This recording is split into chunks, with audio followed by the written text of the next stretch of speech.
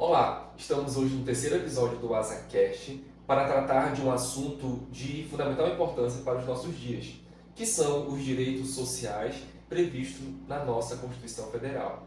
Eu sou Marlon Oliveira, trabalho na advocacia bancária aqui no escritório e hoje nós vamos nos debruçar acerca da nossa legislação constitucional. Eu sou Priscila de Mello, atuo na área de Direito Médico e como o Dr. Marlon falou, hoje a gente vai discorrer um pouco sobre esse tema muito relevante, atual, apesar da gente estar nos remetendo a uma Constituição de 1946 que está sendo comemorada hoje, no dia 18 de setembro. Vamos lá, doutor? Vamos lá. Doutora, conforme a senhora já iniciou aqui a nossa conversa, né? A gente inicia falando sobre direitos sociais ao longo das nossas constituições, ou seja, ao longo da nossa história.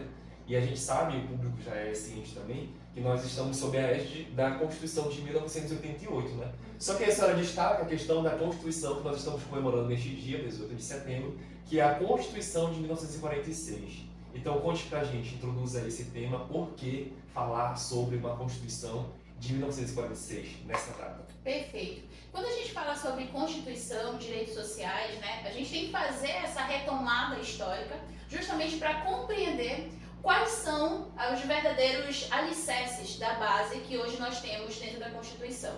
Então, por que remeter hoje à Constituição de 1946? Justamente porque lá foi o pontapé inicial para aquilo que se efetiva, né? Ou que se tende a efetivar dentro da sociedade. E aí, como o senhor bem sabe, a gente tem a de 1934, que também foi muito importante, e a base principal da de 1946, que é onde a gente vê que trata principalmente sobre direitos fundamentais de segunda dimensão. Por que de segunda dimensão, doutor? Porque eu estou falando de um Estado que ele precisa positivar, ou seja, ele precisa de um fazer, ele precisa de um concretizar por parte dele para que aqueles direitos de fato sejam aplicados dentro da sociedade. Então tem que ver um fazer do Estado. Então, quando a gente olha para a de 1946, eu preciso retomar a de 1934, justamente porque ele foi o início de tudo e que só foi, de fato, formalizado, né, na Constituição em 1946. E aí a gente percebe também que eu vou ter a de 1947, certo?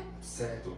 Na verdade, de 1937, 1937. Né, que antecedeu a de 1946. Então, só para a gente compreender de uma forma mais didática, né? Nós temos a Constituição de 1934, que foi a que inaugurou o período da Segunda República, né? Os amantes da história vão entender melhor essa parte, que ela instaura, digamos que esses direitos da redemocratização, os direitos sociais. Então, ali foi o pontapé inicial em 34. Acontece que em 37 nós temos o chamado Estado Novo, que é aquela Constituição que foi editada e, digamos que, de certa forma, imposta por Getúlio Vargas. Então, foi ali um período, digamos que, de uma grande ferida, né, na nossa história constitucional. E aí, em 46, né, é que há, digamos, esse processo de retomada desses direitos, dessa redemocratização.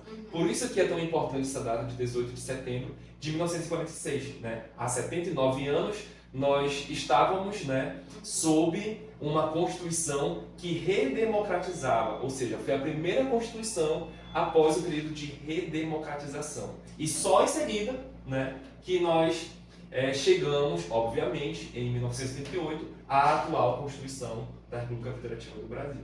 E é importante a gente enfatizar que quando a gente fala de democracia, a gente está percebendo aí uma participação não somente dos direitos políticos e civis, mas aí eu entro na parte social, né, do amparo daquelas pessoas que não tinham, né, uma base econômica ou uma estrutura social familiar para que se mantesse na sociedade. Tanto é que a gente vai ver que a Constituição de 1946 ela ainda tem, né, esse degrau aí a ser superado. Por quê? Porque apesar de ter sido formalizada, ainda havia necessidade de se materializar, né? De se materializar. Então a gente no decorrer, né, a gente vai explanar um pouquinho isso. José Afonso da Silva, ele fala que os direitos sociais eles tendem a embasar situações sociais desiguais. Ou então tentar igualar, tende a igualar situações sociais desiguais. que é o que a gente vai perceber, essa intervenção do Estado de tentar levar a todos aquele acesso que muitos não tinham antes. Só que aí a gente vai perceber que, apesar de estar escrito num texto constitucional, não foi totalmente efetivado. Que aí é um ponto que a gente destaca, né? Que há uma diferenciação ali entre eficiência, eficácia e efetividade. E José Afonso da Silva, esse grande autor que a doutora Priscila destaca, que é um grande constitucionalista, né? Sim. Ele destaca bastante isso, essa questão de que os direitos previstos em suma na Constituição Federal, eles devem servir como essa equalização, né? De tornar os desiguais mais iguais na medida de suas desigualdades, não é? Só que aí a gente tem um grande impasse, né, na nossa legislação, tanto infraconstitucional quanto constitucionalmente falando, né? Que é a gente não conseguir atingir a efetividade desses direitos sociais, que aí a gente vai começar a destacar aqui alguns deles, né, até por conta do nosso tempo, que é a questão do direito à saúde, o direito à educação, o direito do trabalho e da proteção à infância. E a proteção à infância. É. Mas antes de a gente adentrar, doutora, nesses direitos que a gente elencou aqui para a gente conversar um pouco mais, eu gostaria que a senhora trouxesse para a gente, né, quais seriam essas principais diferenciações entre eficiência, eficácia, e aí eu posso complementar com a parte da efetividade. Perfeito. Quando a gente fala sobre eficiência, a gente está falando principalmente dos meios utilizados. Quando eu falo de eficácia, eu estou falando do fim. Será que eu alcancei o fim? E a efetividade é a soma. Eu preciso ter eficiência mais eficácia. Quando eu falo da Constituição de 1946 e retomo com a de 1988, eu posso dizer sim que houve eficiência. Por quê? Porque eu tenho um texto formalizado, a forma, né? O texto estruturado. Então, desde lá, das de 1934 até as de 1988, eu posso dizer sim que existe uma eficiência dentro da nossa Constituição. Só que aí vem um grande ponto. Quando eu falo de eficácia, é justamente saber se os efeitos jurídicos daquilo que está formalizado gerou, de fato, um direito material. E aí que é o grande questionamento. Será que hoje nós temos efetividade, doutor Marlon, com relação a esses direitos sociais elencados no artigo 16? Eu posso dizer que existe efetividade? Na verdade, é uma grande reflexão, né, que cabe a todos nós, principalmente a você que está nos acompanhando também, que na verdade é o artigo 6º, né? Lá no artigo 6º da Constituição Federal, que vem elencando, que vem iniciar a tratar sobre esses direitos sociais, né? Será que esses direitos estão de forma plenamente satisfeitas? Será que elas estão de forma plenamente efetivadas no nosso fundo social? E aí, se fosse fazer uma enquete na rua, a gente poderia confirmar que com certeza não, né? Na sua plenitude não. E aí entra um ponto que a gente até destacou aqui, né? Que há na nossa Constituição Federal atual, ou seja, de 1978, o princípio da proibição ao retrocesso. Ou seja, tudo aquilo que nós conquistamos a duras penas, quer seja na Constituição de 34, e houve aquele lapso ali, aquela ruptura em 37, mas retomada em 46 e solidificado, digamos assim, em 88, há esse princípio da proibição ao retrocesso. Ou seja, nós podemos ampliar, majorar, né, os direitos conquistados e jamais pensar em projetos ou emendas que visem a diminuir ou mitigar esses direitos. Então, respondendo a sua pergunta, os direitos efetivados na Constituição de 88, ou seja, esses direitos sociais que nós estamos detalhando aqui, em sua plenitude eles não estão efetivados. Não há uma efetividade por parte do Estado.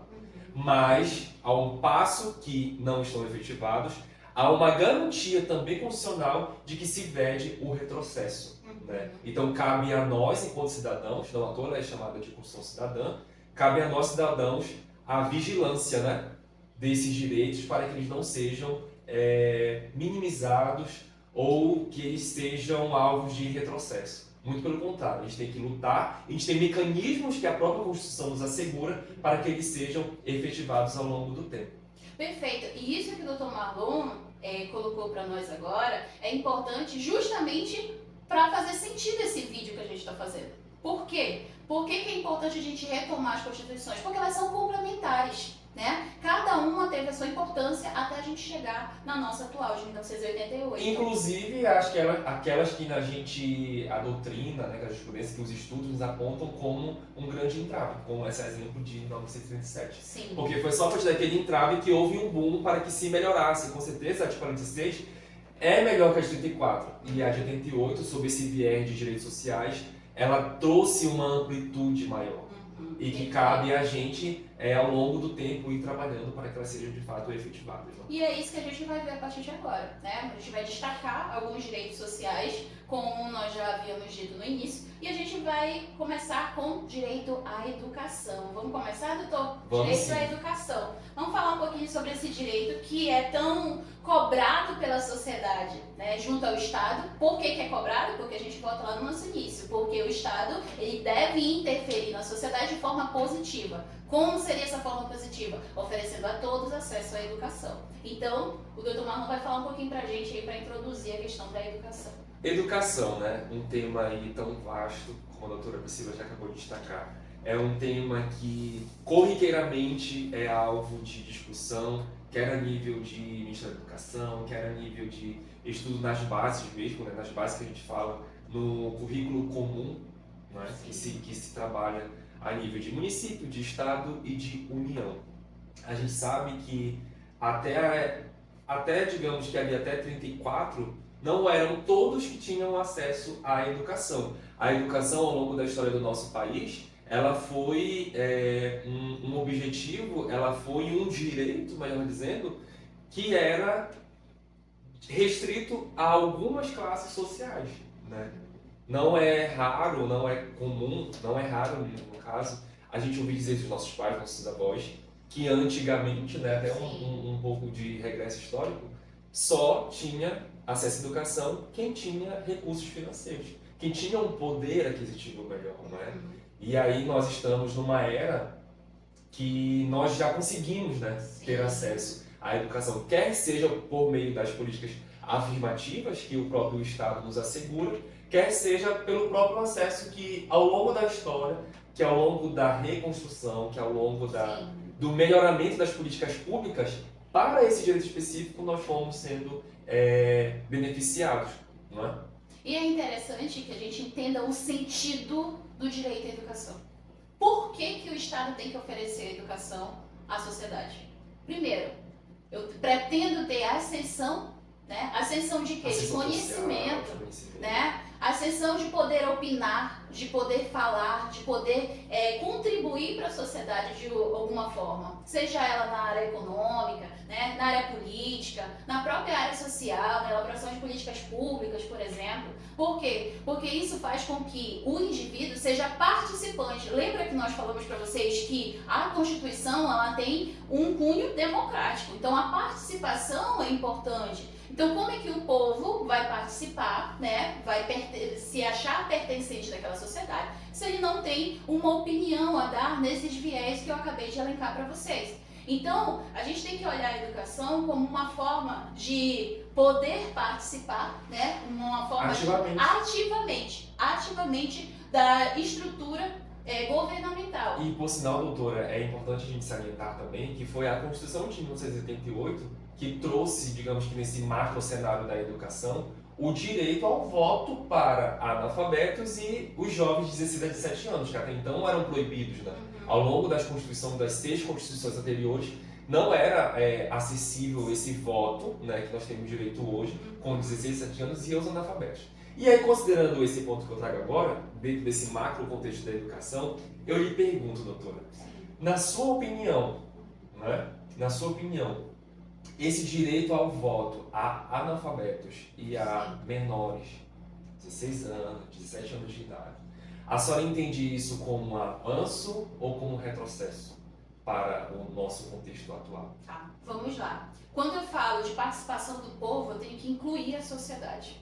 Então, já respondendo de cara, eu considero algo favorável, né? Algo que trouxe um avanço para a sociedade. Por quê? Porque quando eu falo de educação, eu falo de mitigação ou minimização das desigualdades sociais. Então, quando eu excluo um analfabeto, né? Quando eu excluo, por exemplo, um adolescente, uma criança, que a gente vai ver da proteção do direito da infância, Já da pegando o juventude link da lá da criança, frente. pegando o link do outro direito que a gente vai falar, eu entendo ser um avanço, né? Mas é claro, a sociedade ela precisa ter conhecimento daquilo que está ali opinando. E como é que eu vou dar conhecimento? Através da acessibilidade a todos com a educação. Com a educação, né? E aí acaba sendo até que um contrassenso aqui, né? Porque já na minha opinião, já respondendo a pergunta que eu devolvi para a doutora, fazendo uma espécie de ping-pong, né? Sim. E em alguns aspectos, posso até ser alvo de crítica, né? De entender que há um quê ali de retrocesso, mas por favor não me entendam mal. Há um quê ali de retrocesso, porque justamente o Estado deveria assegurar esse direito à educação efetiva para todos, ele não consegue atingir. Né? Até retomando uma fala anterior nossa aqui, de que ele não consegue efetivar plenamente esses direitos, melhor dizendo. Então, como o Estado ele acaba sendo deficiente, né? Sim. Nessa questão, e por não trazer essa educação de forma equânime para todos, como o texto constitucional diz, que deve ser para todos, a gente sabe que ainda assim, por mais que nós tenhamos um avanço nessa questão do acesso à educação, a gente sabe que as realidades nos rincões desse Brasil é bem acentuado as diferenças. Né? Um exemplo bem prático aqui é a diferenciação entre o ensino público e o ensino privado. Né? Então, será que uma pessoa que não tem leitura, né, que não, às vezes não assina seu nome, essa pessoa, ela não é de alguma forma vilipendiada por essa própria máquina estatal para, digamos, garantir o direito a um voto no período de eleições? Então fica aí a reflexão para a gente também, né?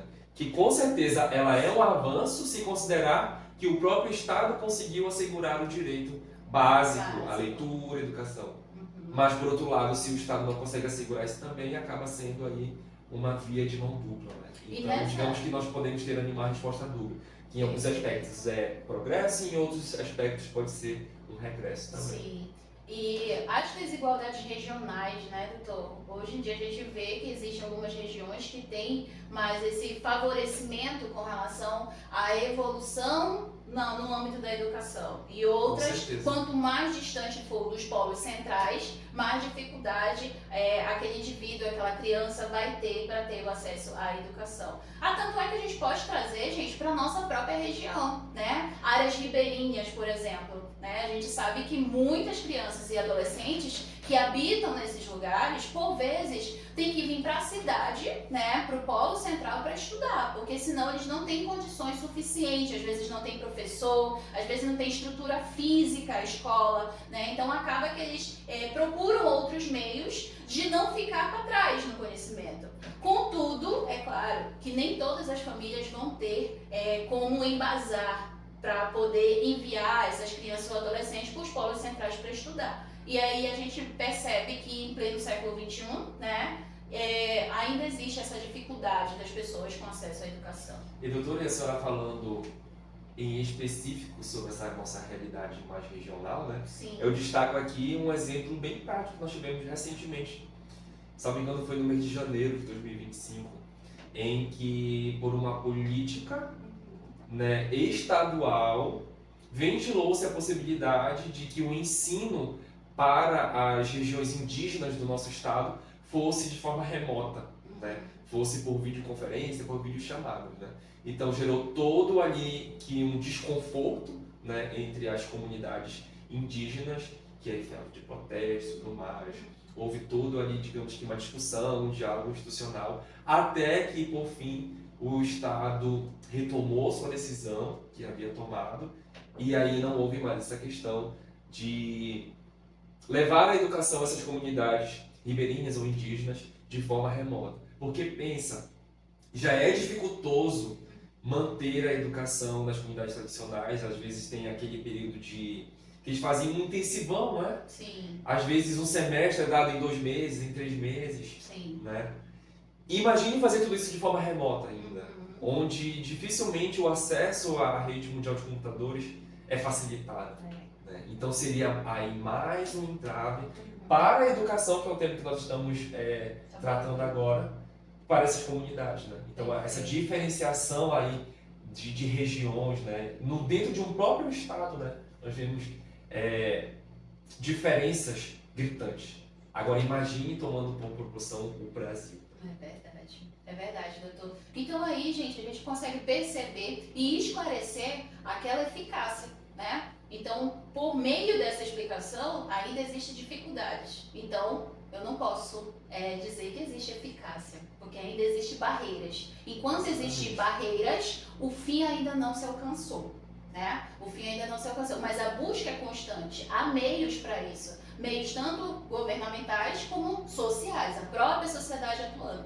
Só que a gente sabe que é uma luta constante, né, doutor? É uma evolução constante, né? A sociedade não para.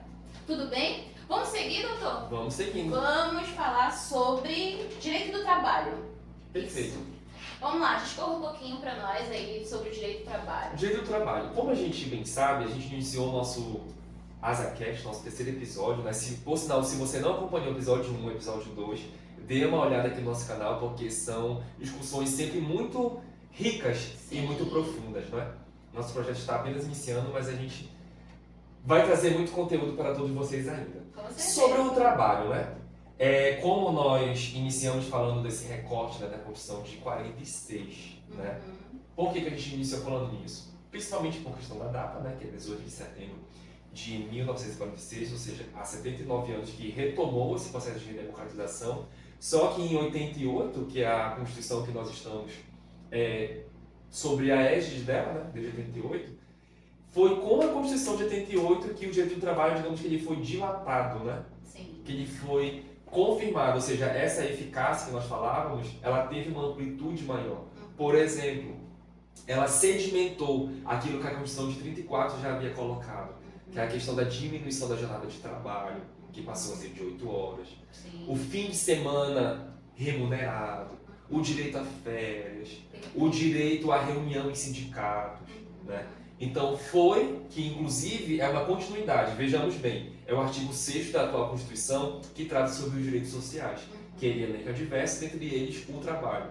E aí ela dedica um artigo específico para o trabalho, que é a partir do artigo 7º, que vem elencando todos esses direitos, que, por sinal, é um dos temas do AsaCast número 1, o episódio 1, que a doutora Rose e o doutor Aleph discorreram para a gente. E aí, então, doutora, o que a senhora tem a somar com a gente sobre a questão do direito ao trabalho, né? Nesse recorte que nós estamos fazendo? Sim, quando a gente fala sobre direito do trabalho, gente, a gente lembra que anteriormente, lá nos primórdios, né? Se a gente for analisar, trabalho era sinônimo de quê? Sobrevivência. Eu tinha que trabalhar para ter o que comer, por exemplo, né? Hoje não. Hoje, quando a gente olha desde lá da Constituição de 1934, né, a gente olha para o trabalho como uma evolução no sentido de quê? De dignidade. Aí vai surgindo, olha como os princípios vão se aprimorando, né? E vão fazendo sentido com relação aos direitos que eu quero que sejam efetivados, porque essa é a busca constante. Então, eu olho para o trabalho como algo que vai transformar a vida daquele indivíduo, né? Seja pessoalmente, na sua evolução profissional ou familiarmente. Por quê? Para dar condições para a família de crescer, de ascender, de poder contribuir de alguma forma economicamente para a sociedade. Então, olha como tudo há um sentido. Então, o direito do trabalho, agora, ele já vislumbra um outro cenário, né? O indivíduo, ele já vê uma perspectiva de evolução, de crescimento. E é importante que a gente olhe o direito do trabalho, gente, como algo constante, né? O direito do trabalho, ele não é estático. Ele é dinâmico. Está em constante evolução. Mudanças, né, também, porque como o doutor falou, da questão do direito ao salário digno, né, as férias, as jornadas de trabalho, mas é importante, doutor, que a gente diga que na Constituição de 1946, apesar da busca desses direitos de maneira formal na Constituição, ainda era um privilégio. Por que era um privilégio? Porque só quem tinha trabalhos formalizados, né? Hoje eu já posso recorrer, né? Quando eu entendo que eu tenho direitos sobre aquela condição da relação trabalhista, eu posso fazer a reclamação. Por quê? Porque por vezes o patrão, ele entende que eu vou prestar serviço para ele sem ser com carteira assinada, mas tudo se caracteriza como se fosse carteira assinada. Então, na época, na Constituição de 1946, era só para essas pessoas. Hoje não. Hoje até aquelas que não vivem nessas condições, mas se caracteriza, pode reivindicar seus direitos,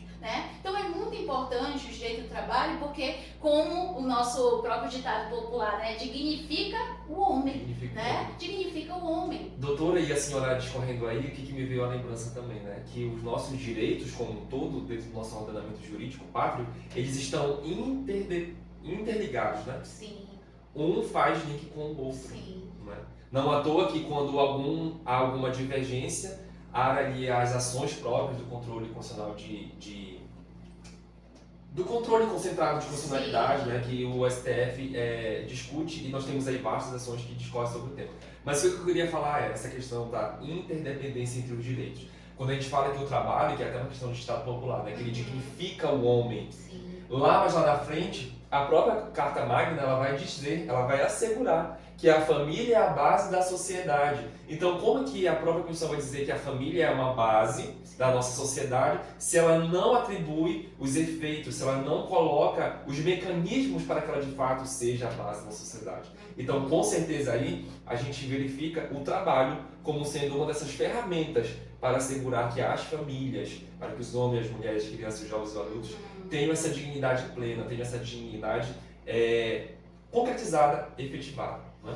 Doutor, apesar de nós estarmos falando dessa valorização com relação ao direito do trabalho, senhor poderia me dizer se o direito do trabalho hoje ainda é precário para a sociedade? Eu posso dizer que o direito do trabalho ainda existe precariedade? Bom, assim, de primeira linha eu poderia dizer que sim, né? Poderia dizer sim, que ainda nós temos muitos casos de precariedade no trabalho. Não à toa, vez ou outra, a gente ainda vê algumas matérias, algumas notícias de que há condições de trabalho análogos à escravidão, né? Principalmente nos rincões ali, onde às vezes a mídia não alcança, onde o trabalho infantil, que a gente já pode até fazer o link com a proteção à infância, né? Onde o trabalho infantil é manipulado, é exercido, é forçado, né? Então, há sim ainda muitos exemplos, infelizmente, né? De trabalho precário. Né? Não à toa a nossa justiça do trabalho, de forma específica, ela tem ali no seu arcabouço processual várias demandas nesse sentido. Né? Não apenas de reclamatórios trabalhistas, de quando não se respeita a jornada de trabalho, de quando não tem um final de semana remunerado, ou quando eu trabalhei com horas extras e não foram quitadas pelo patrão, aquela questão lá de quando o patrão ele exacerba o seu direito, né? Perfeito. Mas nós temos sim hoje ainda muitos casos de trabalhos precários, né? Doutor é um grande desafio para a gente. O doutor foi sábio agora, né? Era justamente isso que eu queria que ele tocasse, a questão do trabalho escravo. Como nós já tínhamos dito anteriormente, bem no século XXI, né, doutor? Trabalho escravo. Uma luta que se está ali presente, constante, mas que nós como sociedade ainda fomenta isso. Olha só a contradição, doutor, né? Uma busca lá dos primórdios e agora a gente ainda vê um cenário desse que é lamentável. Mas a gente está ali, todo o tempo construindo, né? Ou buscando, pelo menos. E aí a gente linka mais uma vez com a educação, que já foi falado anteriormente. É quando eu me educo para conhecer os meus direitos, eu consigo atuar de forma mais pontual, né? Dentro da sociedade e que eu possa contribuir para evoluir, não para retroceder. Tá? Exatamente. E aí, como o doutor já tinha falado, a gente já vai adentrar aqui, doutor, no trabalho, no direito à proteção à infância. Proteção à infância, exatamente. Até porque o doutor linkou aqui com o trabalho. Por que ele linkou com o trabalho? Porque um dos critérios, né, do Estado é justamente proteger a criança contra o trabalho e exploração infantil. Né, doutor? Com certeza. Ao longo da nossa história, a gente pode retomar aí o período do Brasil Império, né? Em que nós, até 1888, né? Por a questão da escravidão, que foi ali abolida, né? A nossa escravatura, Não à toa, ela se confunde também com a nossa própria história das constituições, porque lá em 1891 nós temos a Constituição do Brasil República, que havia ali de 1888 até 1891 apenas de 3 ou 4 anos de abolição da escravatura. E pensa, final do século XIX, nós estamos em pleno século XXI. E como que nós temos essa eficácia, ou melhor, como nós temos essa eficiência, como a doutora bem colocou, que é a forma, né?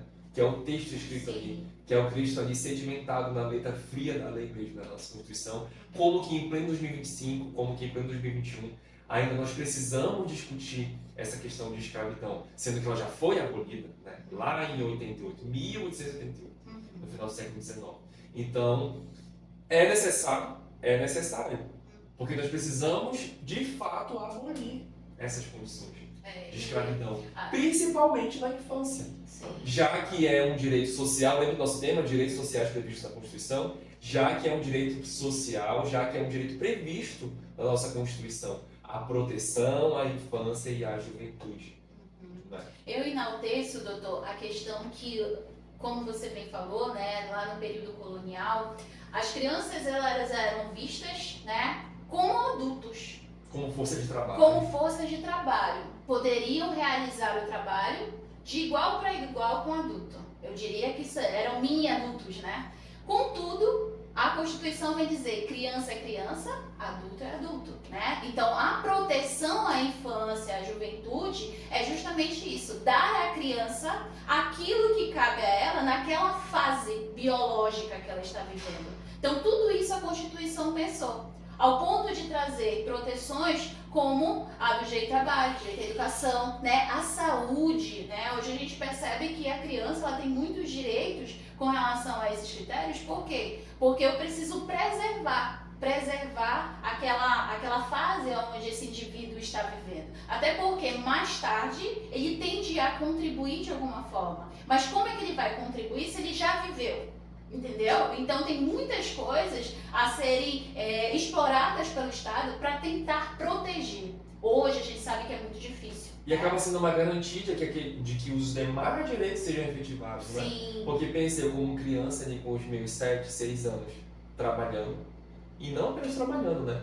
Muitas vezes trabalhando de forma análoga à escravidão. Sim. Como que lá no futuro eu vou conseguir concluir os meus estudos na época certa, de acordo com as diretrizes do próprio governo, né? Do próprio Estado? Sim. Como que eu vou conseguir entrar no mercado de trabalho?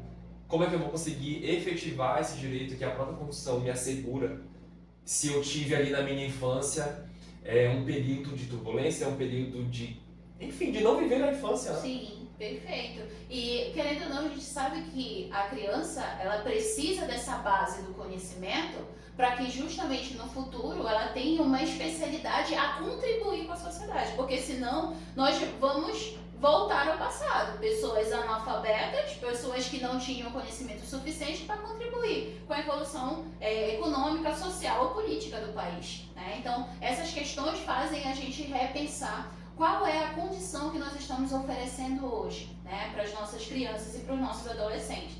E eu acho importante destacar aqui, doutor, a questão do trabalho hoje formalizado, né, que é o trabalho do jovem aprendiz, né? Que já é uma exceção ao direito do trabalho em conjunto com a proteção à criança e ao adolescente. Então, o projeto trabalho, né, projeto Jovem Aprendiz, ele fomenta isso. Eu não deixo de estudar, mas eu também já posso trabalhar, ao ponto de contribuir para a família, né, ali com sustento. Então, percebem que nós estamos subindo um degrau de cada vez, tentando associar a educação e ao trabalho, mas não só optando pelo trabalho, porque aí eu acabo excluindo esse indivíduo do ambiente escolar. E aproveitando esse, doutor, até formulei aqui uma questão para a gente discorrer um pouco aqui. Considerando esses avanços, né, essas conquistas nessa seara do direito à proteção à infância, na sua opinião, como que a gente pode evitar alguns retrocessos nessa seara? Como evitar retrocessos nas políticas públicas voltadas especificamente para as crianças, para a infância, para esse período? Né? Perfeito.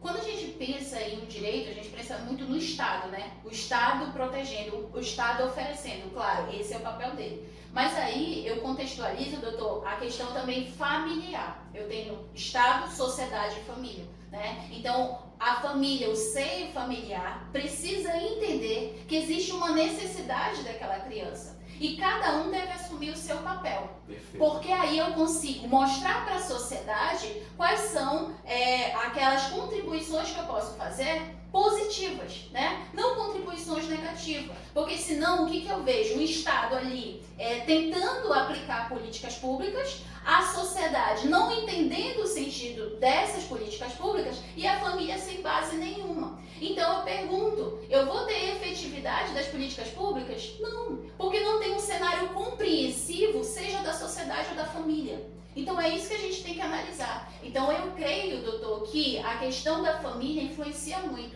porque eu consigo auxiliar, segurar nas mãos da sociedade em conjuntamente com o Estado. Ou seja, cada um assumindo o seu papel, nós teremos de fato uma civilização, né?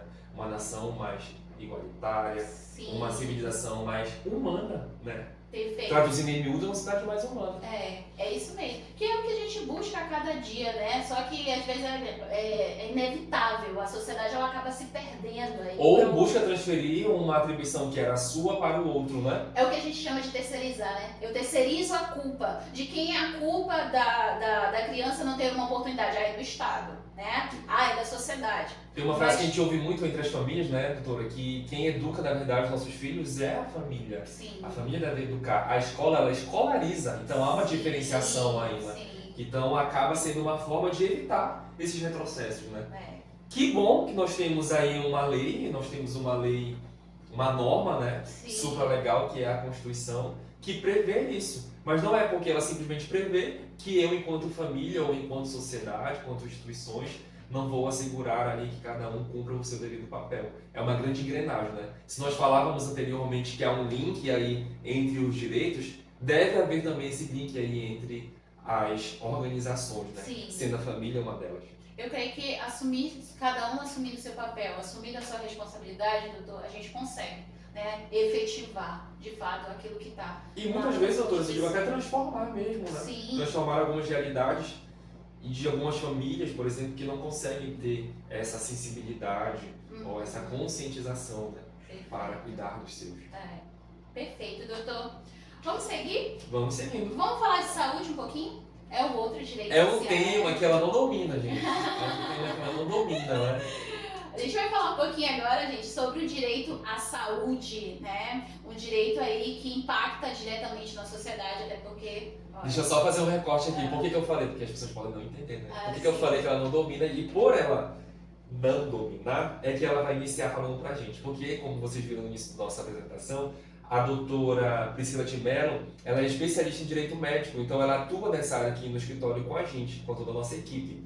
E aí, doutora, retomo, né, para a senhora a palavra, devolvo a palavra, para a senhora introduzir para a gente esse direito que é de fundamental importância. É de fundamental importância e a nossa justiça, ela já elencou esses direitos e principalmente a saúde, né, como um direito fundamental. Perfeito. Que tem um peso a mais, né? Então, é com a senhora. Tá. Quando a gente fala de direito à saúde, a gente tem que fazer associação ao bem-estar.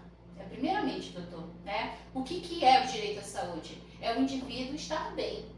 Mas estar bem só fisicamente? Não, mentalmente. Né? A gente sabe que hoje a preocupação do Estado não é só em oferecer tratamentos para condições físicas, né? Uma questão de emergência, urgência, só para aquelas pessoas que estão debilitadas fisicamente, mas também para aqueles que mentalmente precisam de condições para estar atuando dentro da sociedade. Então, o direito à saúde, ele é uma luta muito antiga, né? Por quê? Porque eu venho prevenir doenças dentro da sociedade, para que eu tenha indivíduos sadios atuando, para que eu não prejudique o andar, o evoluir daquela sociedade. Né? Então, quando eu falo em direito à saúde, eu tenho que pensar, por exemplo, no SUS. Né? O SUS, ele oferece uma base pra gente que dá uma subsistência ali de se manter. Mas só para aqueles que têm condições financeiras, doutor? Não. é para todos. Lembra que a gente fala sobre uma igualdade. Nós queremos igualdade, só que agora eu vou amparar aqueles que estão, por exemplo, desempregados, não têm condições de pagar por um plano de saúde, né, de uma forma particular. Então eu tenho o SUS aí, eu tenho uma saúde pública disponível para essas pessoas. As pessoas que não têm condições financeiras para arcar, por exemplo, com um tratamento específico, então eu tenho também aí o amparo. Então, quando o senhor olha, eu faço uma pergunta para o doutor, né? Hoje, doutor, quando a gente olha para o nosso sistema, né, unificado e compara com as nossas outras constituições, qual é o principal conceito que vem na sua cabeça, ao ponto de anteriormente eu não conseguia amparar, mas hoje eu já tento amparar por meio do Sistema Único de Saúde? Antes não havia essa previsão, né? Não havia esse organismo ali implementado e hoje nós temos, né? Que é o Sistema Único de Saúde. Doutora, eu vejo como um grande avanço, né? É um grande avanço. E como a senhora já destacava, introduzindo a sua pergunta, é para todos, né? Independente se você tem condição ou não, o Estado ele prevê essa possibilidade de atender a todos os brasileiros, inclusive aqueles que não são nacionais, né? É previsto constitucionalmente também. Então, na minha concepção, é um grande avanço. Nós temos um sistema unificado, claro que com suas deficiências, claro que precisamos de melhorias contínuas, às vezes muito mais por uma questão de gestão mesmo, né? De gestão pública, mas a forma que ele é desenhado, a forma que ele é construído é um grande salto, é um grande salto para o nosso sistema brasileiro. Perfeito. Quando toca nessa questão da saúde, né? Aquilo que outrora nós não tínhamos, nós conseguimos ter hoje, né?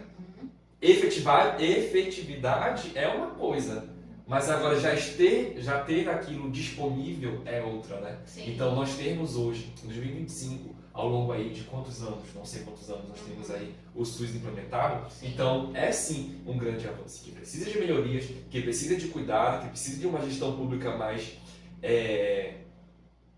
humana talvez, né? A gente fala muito de humanização do SUS, a gente precisa muito de mais humanização, de controle, de cuidado, mas é sim um grande avanço para a nossa sociedade. Quando a gente compara, doutor, com a Constituição que a gente está comemorando hoje, né, dia 18, que é de 1946, gente, o direito à saúde ele não era como a gente vê hoje, né? O direito à saúde ele era um privilégio. Assim como mais uma vez a questão de alguns, né? Alguns, não todos, né? Alguns e não todos. Então, quando eu vejo a saúde como um privilégio, eu acabo excluindo pessoas, né? Então, o grande marco da Constituição que nós temos hoje, pessoal, é a universalização. Eu consegui abraçar todas as pessoas, todos, sem nenhuma distinção. E esse que é o intuito maior, né, do direito à saúde, é eu não olhar quem eu estou atendendo. Se é uma pessoa, eu preciso estar ali disponível para ela. É isso que o Estado busca. Então, a gente tem que constantemente mostrar para todos que a saúde não deve ser mais algo exclusivo, mas sim algo único, algo coletivo. Doutor, e até falando em interdependência dos direitos, que pode ser um tema, né, dos nossos próximos episódios, que nós temos advogados que atuam na área previdenciária do escritório, né, que quando nós falamos ali de seguridade social, que também é um direito previsto constitucionalmente, o primeiro item da seguridade social é justamente a saúde. Né? Então, o Estado, pensando em políticas públicas que visem garantir o direito à saúde, que visem garantir essa universalização. Né? Então, a nossa própria seguridade social, ela tem como pilar, né? como coluna a saúde, que precisa de toda essa construção, todas essas políticas públicas, de toda uma organização a nível municipal, estadual, federal, para que ela seja de fato concretizada. Há deficiências?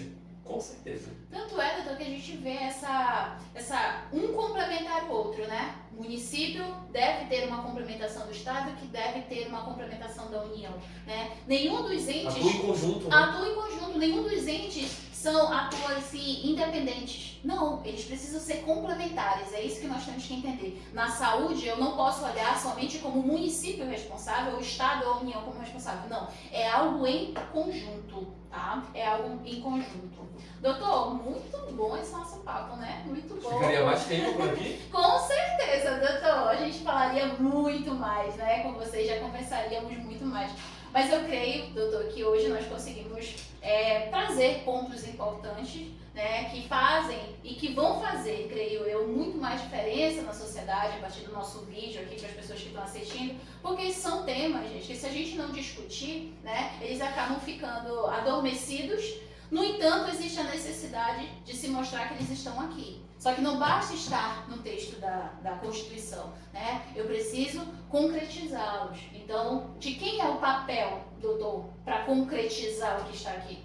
É nosso, né? Nós, como sociedade, precisamos ser atuantes daquilo que de fato nos foi garantido, né, doutor? Com certeza. E já nos encaminhando aqui para o finalmente, né, para os finalmente, é importante destacar também, doutora, até o nosso papel enquanto advocacia, né?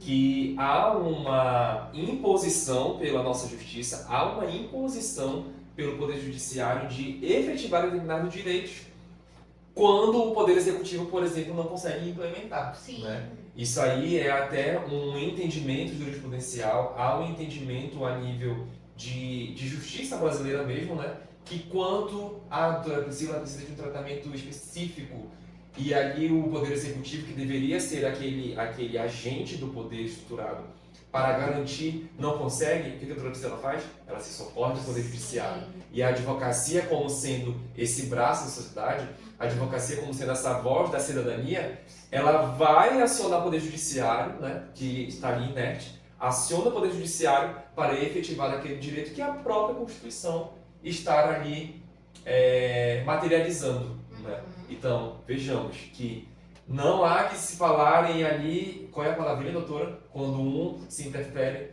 na atribuição da intervenção, né? Não há que se falar em afronta à intervenção dos poderes. Muito pelo contrário, já é um entendimento que está pacificado no nosso país. Né? Essa imposição pelo Poder Judiciário de uma política pública que visa efetivar esses direitos e essas garantias constitucionais. Perfeito. É por isso que o nosso papel como advogado é justamente abraçar, né, as lutas sociais, porque é isso que a gente faz.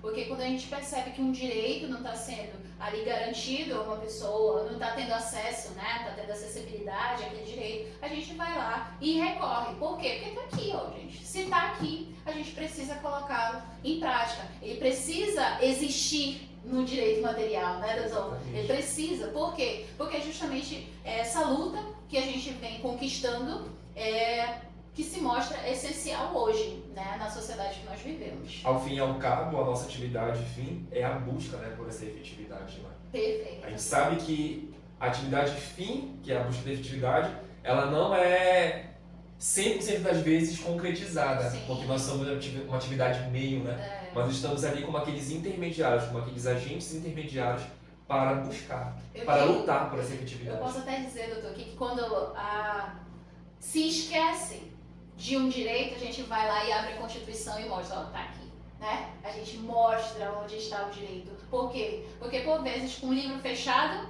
a sociedade se esquece. Mas com o livro aberto, a gente tem o conhecimento, a gente detém o conhecimento. De memória curta que somos e essa iluminação de vez em quando. Com certeza, doutor. Então, doutora, agradeço muito a sua participação aqui com a gente.